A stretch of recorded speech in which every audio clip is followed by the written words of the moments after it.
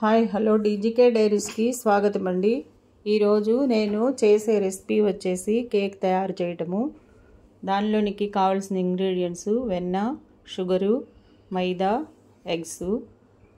ముందుగా మనము ఏ బౌల్తో అయితే వెన్నని తీసుకుంటామో అదే క్వాంటిటీతో ఎగ్స్ని, షుగర్ని, మైదాని తీసుకోవాలి. వీటన్నిటిని ఫస్ట్ మైదా కొలుచుకుని పక్కనే ఉంచుకోవాలి. తర్వాత అదే గిన్నెలో వెన్నని తీసుకుని, షుగర్ని తీసుకుని, ఎగ్స్ని తీసుకుని మిక్సీ జార్లో వేసి మిక్సీ పట్టుకోవాలి. ఆ క్వాంటిటీని తీసుకుని వేరే గిన్నెలో వేసుకుని మనం వెన్నను ఏ గిన్నెతో అయితే తీసుకున్నామో అదే గిన్నెతో మైదాని తీసుకుని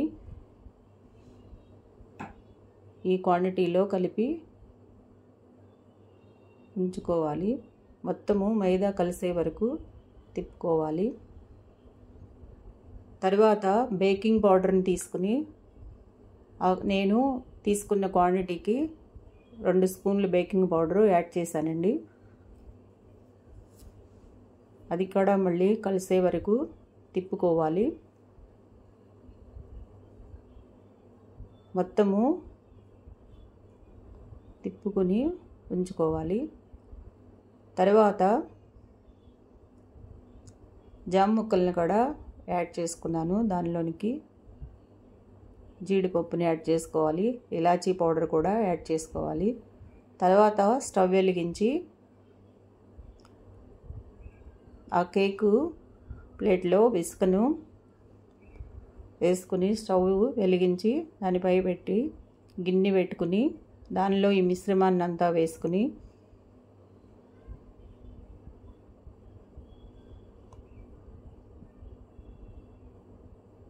తర్వాత దానిలోనికి జీడిపప్పుని,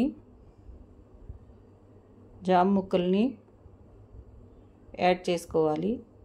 నేనైతే ఆ రెండింటిని యాడ్ చేశాను.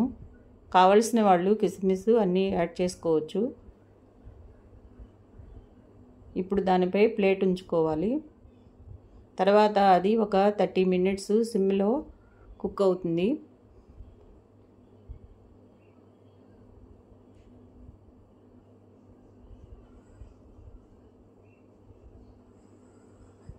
గిన్నెను ఆ ప్లేట్పై ఇసుక ప్లేట్పై ఉంచుకుని 30 మినిట్స్ కుక్ చేసుకోవాలి. కేకు రెడీ అయిందండి.